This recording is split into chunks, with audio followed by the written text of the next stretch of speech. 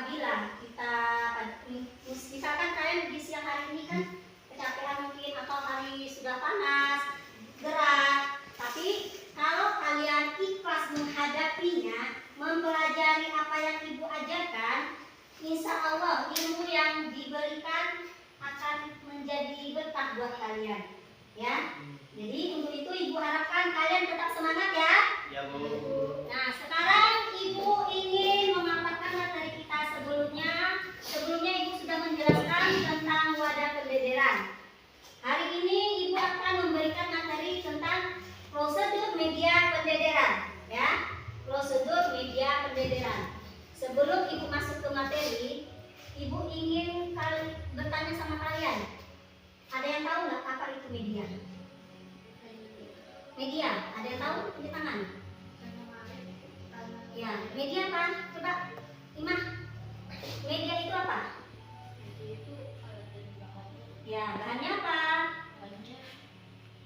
Bisa kan suaranya mah biar kawannya dengar? Bahannya kolam, bahannya Air. ya Air dan media yang biasa dipakai itu adalah orang biasanya menggunakan tanah dan air. Karena judul pelajaran kita ini tentang prosedur media pembederan. Jadi media yang kita bicarakan hari ini adalah air, ya. Kenapa? Karena media air itu merupakan tempat hidup bagi ikan untuk tumbuh dan berkembang. Ya, di sini ibu akan menampilkan PPT ibu. Judul KD kita hari ini adalah tentang prosedur persiapan media pembederan. Ya.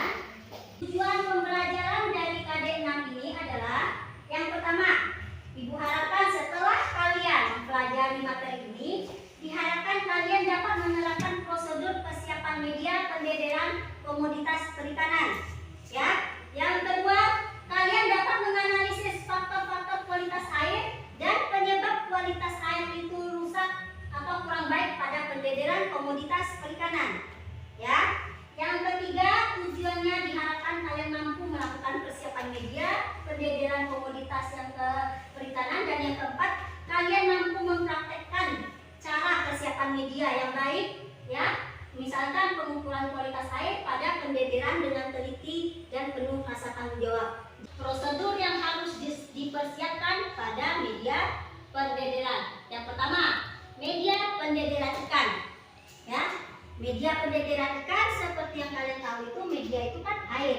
Jadi air yang kita gunakan untuk pembederan itu harus memenuhi kualitas air atau parameter air, baik dari segi fisika, kimia, dan biologi. Sekarang ada yang tahu kalau kualitas dari segi fisika apa? Ada yang tahu? Coba tunjuk tangan. Coba, Sally. Kualitas fisika contohnya apa? contohnya keseluruhan, kecerahan, Nah. keterangan, kekentalan air, Nah, betul. air, arus air, substrat, Sama selama suhu. permukaan, suhu. Nah, jadi yang fisika tadi ya, mulai dari suhu, kecerahan atau kekeruhan, warna air, itu termasuk ke dalam faktor fisika. Ya. Sekarang yang faktor kimia, siapa yang tahu? Kualitas air dari segi faktor kimianya. Kalian? Kimia apa? pH air, betul. Siapa lagi? Yang tahu? Salinitas, betul. Apa lagi? Amonia. Apa lagi? Betul? Alkalinitas. Satu lagi? Apa lagi? Deometer. Dah. Kalian paham kan? Yang faktor dari fisika apa, kimia apa. Sekarang yang faktor biologi. Kualitas air dilihat dari faktor biologinya apa? Plankton, Plankton. Apa lagi? bioton, Plankton. Dah. Pokoknya semua yang berhubungan dengan biota air yang bersifat biologis. Ya.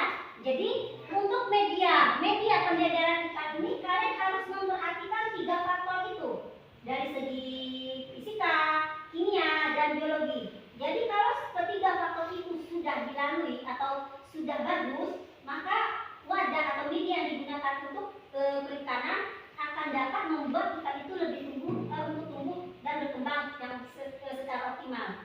Ya, itu media. Kemudian yang kedua, penanganan media.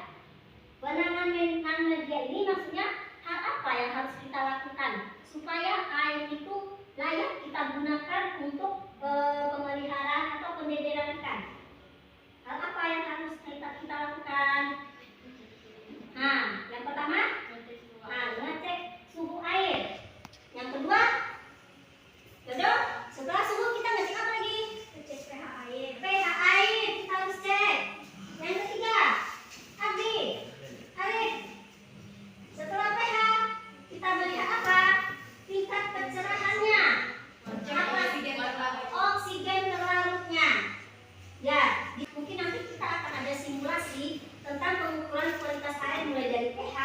habis itu O2 oksigen, kemudian sama suhu.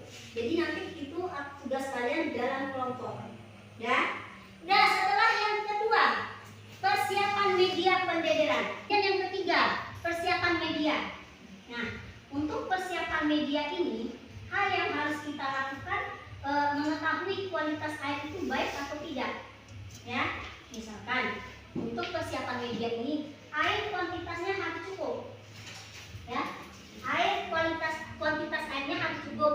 Kemudian air itu harus bersih, terbebas dari pestisida, minyak, dan juga limbah industri. Kemudian suhunya sudah cukup. Berapa biasanya suhu? Suhu yang kita gunakan adalah 28 sampai 30 derajat untuk suhu. Kalau pH yang biasanya yang bagus digunakan untuk pembesaran atau pembenihan 7.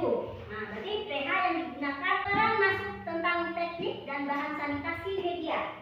Ya, teknik dan bahan sanitasi. Kalian tahu kan kalau sanitasi itu apa? Membersihkan. Sanitasi apa? Nah, sanitasi itu membersihkan. Jadi prinsip dari sanitasi ini adalah menghambat tumbuh dan berkembangnya bakteri, virus ataupun jamur. Itu prinsip yang pertama. Yang kedua, prinsip dari sanitasi adalah membunuh bakteri, jamur, ya, sama virus yang ada di air yang akan kita siapkan itu. Jadi harus dilakukan sanitasi terhadap air yang akan kita jadikan media pendederan. Kemudian prinsip pengelolaan media pendederan. Jadi poin yang keenam dari prosedur yang kita siapkan adalah prinsip pengelolaan media pendederan. Jadi prinsip dari pengelolaan media pendederan ini adalah untuk menyediakan lingkungan hidup yang optimal agar benih bisa hidup dan berkembang sesuai dengan yang kita harapkan untuk mencapai pertumbuhan yang optimal. Nah, di sini Ibu akan menampilkan sebuah video tentang bagaimana air yang baik itu. Kalian bisa lihat. Sudah kalian saksikan video yang Ibu tampilkan. Nah, di video yang Ibu tampilkan tadi adalah tentang ciri-ciri air yang baik. Nah, sekarang permasalahan yang harus kalian cari jawabannya. Apa penyebab air kolam itu bisa berubah warna? Dalam artian berarti kualitas airnya rusak atau terganggu. Apa penyebabnya? Nah, jadi tugas kalian nanti mencari penyebab masalah. Apa penyebab kualitas air itu menjadi rusak? Di sini Ibu bagikan LKPD Ibu. Kalian kerjakan. Nanti satu kelompok, satu orang untuk melakukan percobaan ini. Kalian mengukur kualitas air yang ada. Ya.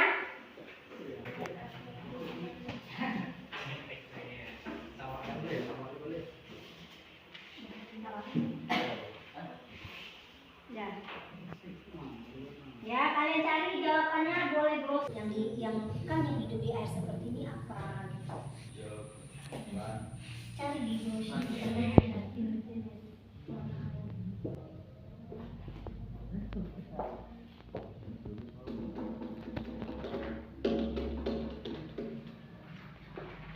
jadi informasi kalian ini DO dulu. Dicatat ya, satu orang mencatat DO.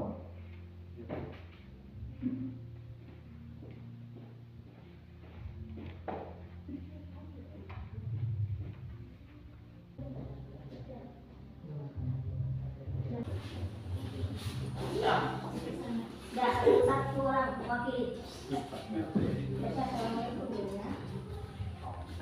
Nah, saya akan menjawab tugas pertama. Mempresentasikan tugas pertama yaitu penyebab air kolam berubah warna. Biasanya warna air kolam itu berubah dari hijau ke agak kemerah-merahan dikarenakan amoniak yang berada di dasar kolam naik karena hujan secara terus-menerus, Bu. Maka airnya berubah. Ya. Itu tanggapan dari kelompok 1. Nah, kelompok 2 berdiri. Assalamualaikum warahmatullahi wabarakatuh.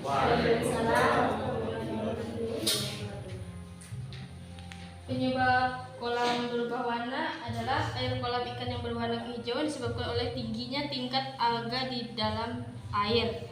Zat klorofil dari alga tersebut menjalankan air kolam terlihat hijau. Karena pakan berlebihan menyebabkan air rusak dan berbau.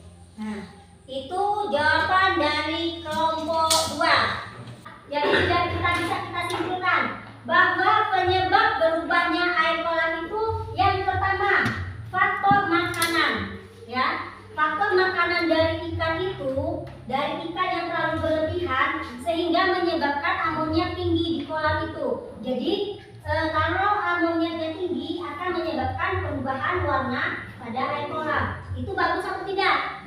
Kalau amoniaknya tinggi itu bagus atau tidak untuk pertumbuhan ikan? Tidak. Makanya kalau sudah amoniaknya tinggi bisa menyebabkan racun atau kematian pada ikan. Nah, untuk itu berarti salah satu penyebab rusaknya atau busanya warna air kolam adalah karena faktor makanan. Berarti makanan yang berlebihan. Yang kedua apa? Faktor dari kandungan yang terdapat di dalam air itu. Seperti ada, kalau dia warna hijau, ada kandungan klorofil atau alganya. Kemudian kalau dia berwarna coklat, apa kandungannya lagi? Ada sitofilnya, ada pokoknya kandungan yang terdapat di dalam air itu menyebabkan perubahan warna pada air kolam. Berarti salah satu alternatif utama penyebab warna air kolam itu berubah adalah faktor dari sisa pakan yang berlebihan yang tidak habis. Jadi Ibu harapkan pembelajaran kita ini bisa bermanfaat untuk kalian. Oke, dengan berakhirnya materi yang Ibu sampaikan hari ini, kita ucapkan alhamdulillah. Mudah-mudahan materi ini bisa bermanfaat untuk kalian ke depannya. Dan sekarang oleh ketua siapkan sebelum kita mengakhiri pembelajaran. Siap berat, beri salam kepada Ibu Guru. Assalamualaikum.